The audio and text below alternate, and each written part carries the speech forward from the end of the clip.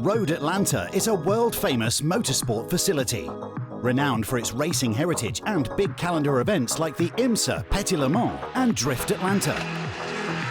The track has also been a staple of American Time Attack, serving as the premier East Coast proving grounds for many years. Global Time Attack returned once again for an exciting weekend of all-out modified cars. So let's take a look at GTA's East Coast battle with inside coverage from Time Attack News. Arriving in his 1300 horsepower twin-turbo Corvette was Ferris Khartoumi, fresh off his win at Super Lap Battle at Circuit of the Americas. Ferris set a new overall record at COTA and has since made some necessary changes in preparation for not only Road Atlanta, but also the road ahead to Australia for World Time Attack Challenge 2023. Time Attack News is documenting his Record Breakers World Tour, so stay tuned to our channel for the first leg of the trip and the Part 2 conclusion that'll come post-event.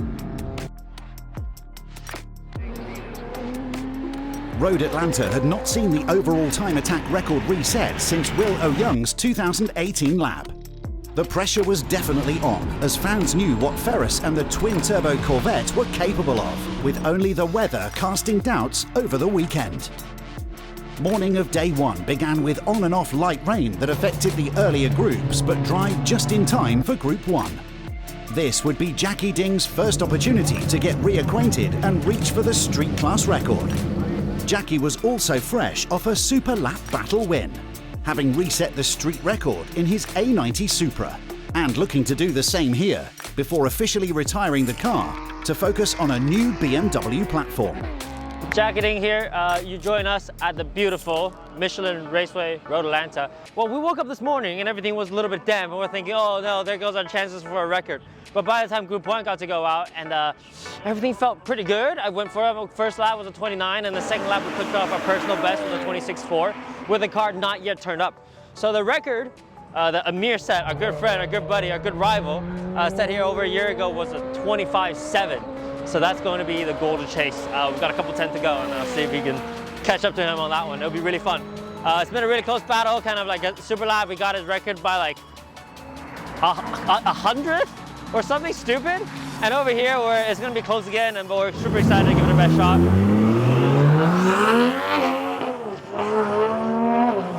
Behind us, you see our Canadian buddies, Michael and the team of Enviado with the Evo.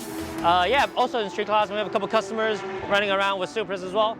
Super awesome weekend, and we're excited. We're going to see if we can get back the street class record back to the kind of the Midwest. It'll be super cool. But yeah, this will be kind of our last event with our PhD Racing TA90 Supra. It's been kind of legendary. We've done so many events with Time Attack News guys as well, on this car specifically. Time to move on to a new chassis, and I'm sure you guys will see it with us with a bright blue M2. We're super excited to give it our best shot here. See if we can go out on a high. The next session saw a rear-wheel drive record set in enthusiast class. Jonathan Wheeler, also a recent Super Lap Battle record setter, managed a 134.8 in his Nissan 370Z, inching towards the enthusiast overall class record set by Zachary Sober last year. Ferris, who had missed the first session due to a bad oil pressure sensor, was now back in the picture and ready to take advantage of improved track conditions. Ferris Khartoumi here. We are here at Road Atlanta with Global Time Attack. We kind of had some bad luck for the first session. We missed it. We had no oil pressure, and so it ended up just being a bad sensor. So we changed that out, and we made it for session 2.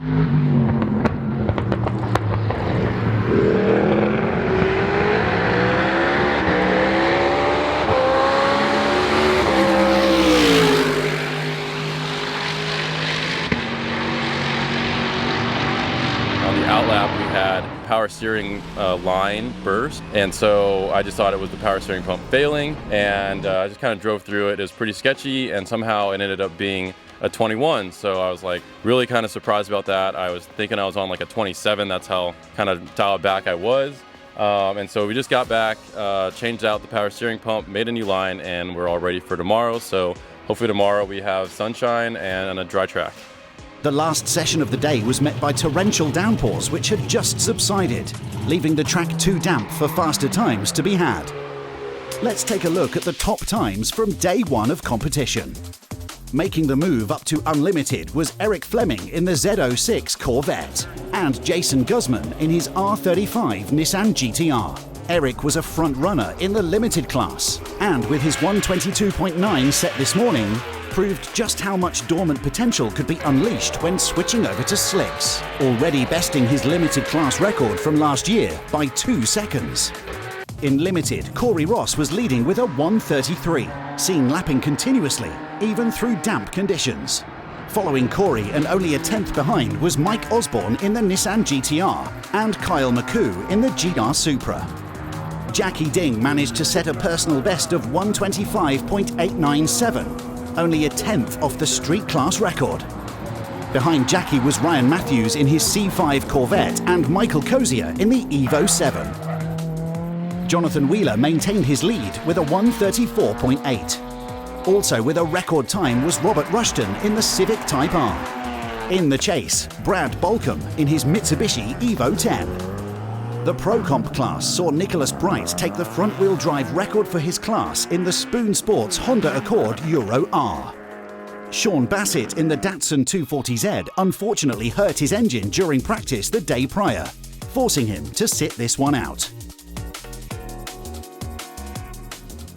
Day 2 of competition was welcomed with better track conditions, setting the stage for drivers to dig deeper before the weekend came to a close. Robert Rushton managed to go a second faster, advancing his front-wheel drive class record. Jonathan Wheeler also improved, resetting the enthusiast record by a 10th. Limited class saw a change in the lead with Mike Osborne in the R35 GTR, besting Corey Ross in the M3. Time attack history was made when Ferris Khartoumi set his record 118 lap that first session out.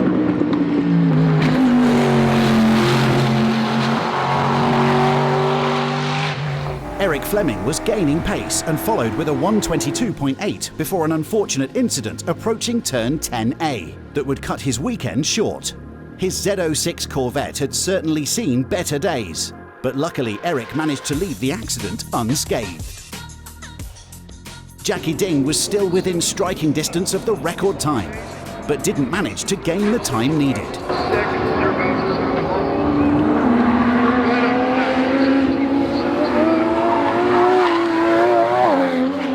With more left in the car, Ferris went back out the very next session and managed to improve his record time by over a second.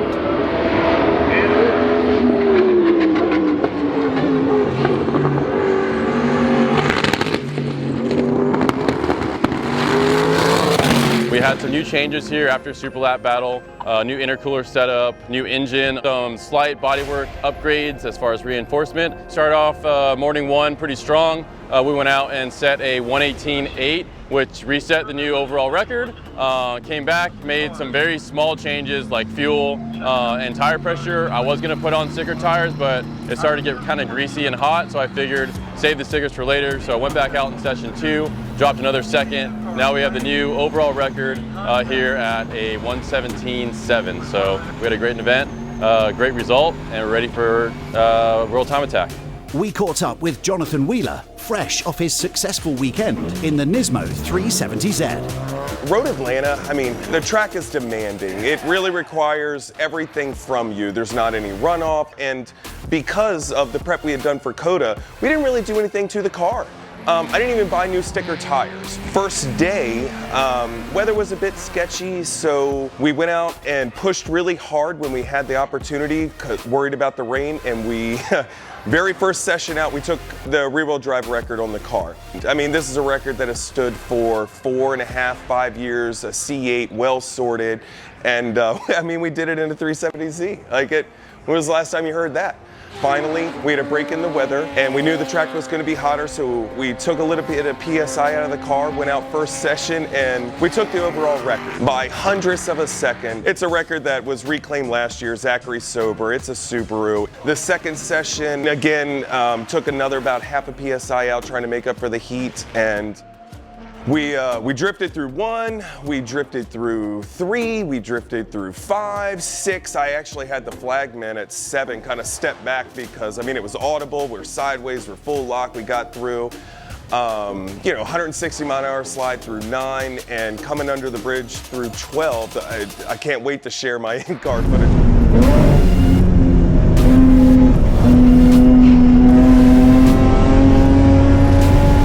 Rear-wheel drive record, overall record. The car's healthy. We're gonna load it in the trailer. We couldn't be more stoked with where we're at. This is your podium. We have Mr. Brad Baucom over here with a 139.162, with a 136.569, Mr. Robert Rushton. And in first place with a 134.781, Jonathan Wheeler with TRP Racing. Third place with a 132.041 in his Evo 7, Mr. Michael Cosior. Second place with a 128.023 after dark speed in his C5 Corvette, Mr. Ryan Matthews. First place with a 25.897, Mr. PhD Racing himself, Jackie Ding. Third place with a 132.848 in his BMW M3, Mr. Corey Ross. In second place with a 131.502 in their Check 6 Garage Nissan GTR, Mr. Mike Osborne. And with a 131.320 in his PhD Racing Toyota Supra, Mr. Kyle McCool.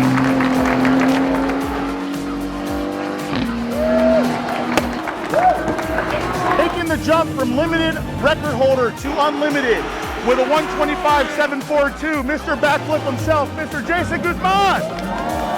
Second place with one of the most impressive times we've seen. That was a limited class car on slicks with a 122.825, Fleming Racing, Mr. Eric Fleming. And with a new rear-wheel drive record, class record, and fastest time overall here at Michelin Raceway Road Atlanta with a 117.725, Mr. Ferris Khartoumi himself. The man has a goal to set a record everywhere he goes, and apparently he made that goal happen. This is going to be your unlimited class podium.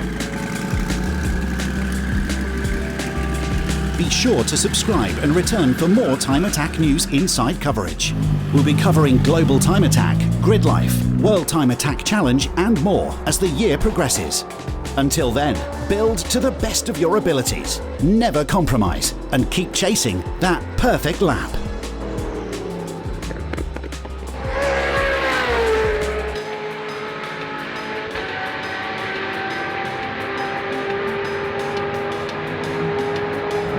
Thank you.